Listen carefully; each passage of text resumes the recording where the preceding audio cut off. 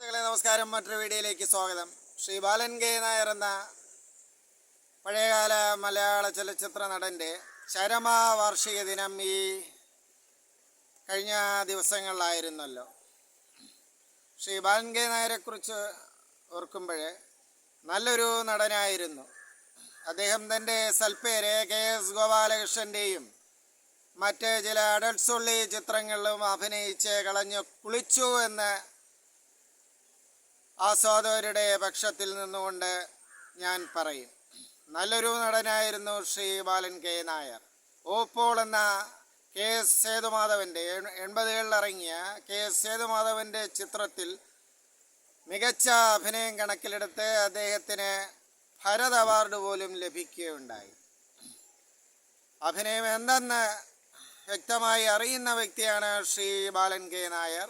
വ്യക്തി ജീവിതത്തിലും അദ്ദേഹം സാധുവായ ഒരു മനുഷ്യനായിരുന്നു എന്ന് അദ്ദേഹത്തെ അടുത്തറിയുന്നവർ പറയുമായിരുന്നു. ഏത് സാഹസരംഗങ്ങളും അഭിനയ സാധ്യതയുള്ള രംഗങ്ങളുമൊക്കെ അനായാസേന അഭിനയിക്കാൻ കഴിവുള്ള ഒരു നടനായിരുന്നു ശ്രീ ബാലൻ കെ നായർ. പല IV ശശിയുടെ മിക്ക ചിത്രങ്ങളിലും അദ്ദേഹം അഭിനയിച്ചിട്ടുണ്ട്. കൂടുതലും വില്ലൻ കഥാപാത്രങ്ങളും ക്രൂര വേഷങ്ങളുമാണ് അദ്ദേഹം ചെയ്തിട്ടുള്ളത്. അതുകൊണ്ടാണ് കുടുംബ പ്രേക്ഷകരുടെ ഇടയിൽ അദ്ദേഹത്തിനൊരു നേരിയ നെഗറ്റീവ് ഇമേജ് ലഭിച്ചതെന്ന് തോന്നുന്നു.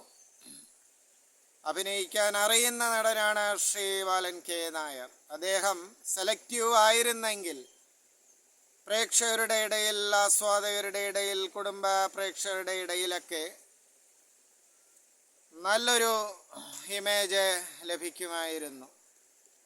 KS ഗോപാലകൃഷ്ണൻ്റെയും മറ്റ് ചില അഡൾട്ട്സ് ചിത്രങ്ങളിലെ നിരന്തര അഭിനയമാണ് അദ്ദേഹത്തിൻ്റെ സൽപ്പേര് കളഞ്ഞു കുളിച്ചത് ആസ്വാദകരുടെ ഇടയിൽ എന്ന് ഞാൻ പറയും.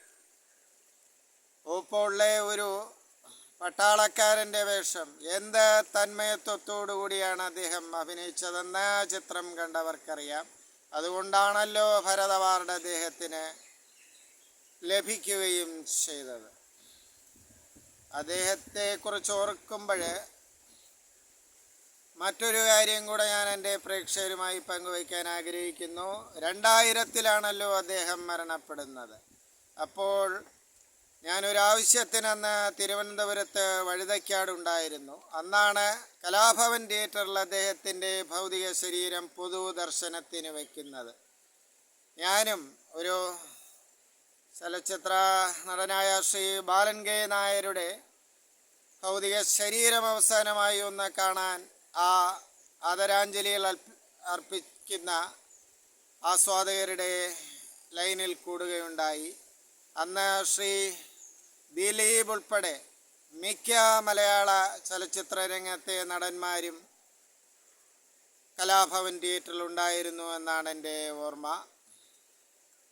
ഞാനും ഒരു എളിയ ചലച്ചിത്ര പ്രേമി എന്ന നിലയിൽ ഞാനും എൻ്റെ ആദരാഞ്ജലികളെന്ന് അർപ്പിക്കുകയുണ്ടായി. ശ്രീ ബാലൻ കെ നായരെക്കുറിച്ച് എൻ്റെ പ്രേക്ഷകരോട് ഇത്രയും പങ്കുവെക്കണമെന്ന് തോന്നി. അഭിനയം അറിയുന്ന നടനായിരുന്നു. പക്ഷേ അദ്ദേഹം തിരഞ്ഞെടുത്ത ചില ചിത്രങ്ങളിൽ അദ്ദേഹത്തിൻ്റെ അഭിനേതാവെന്ന നിലയിൽ ആസ്വാദകരുടെ ഇടയിൽ ഒരു നെഗറ്റീവ് ഇമേജ് സൃഷ്ടിച്ചു എന്ന് വേണം പറയാൻ. നന്ദി, നമസ്കാരം സുഹൃത്തുക്കളെ.